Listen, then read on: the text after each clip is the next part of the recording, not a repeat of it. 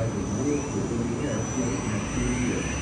Then, out of the red whirlpool, a mouth appeared. It was red in color, made out of the mist energy.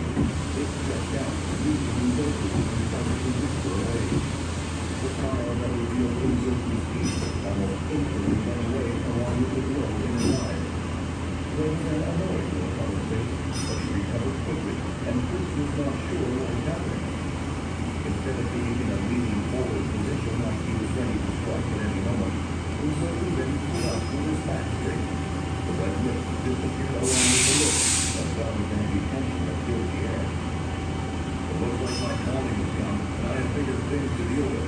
Whether you guys survive what is about to happen is down to you now, Uzoku said. He was not looking in their direction, but it was clear that his focus was directed toward the captain. The demon king soon bent his way, and he leaped up in the air, disappearing out of sight.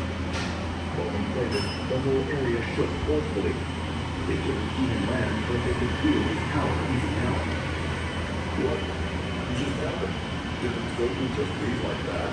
Callow said, somewhat relieved. He had already counted his last moment at least 10 times during the fight, and now he felt great relief.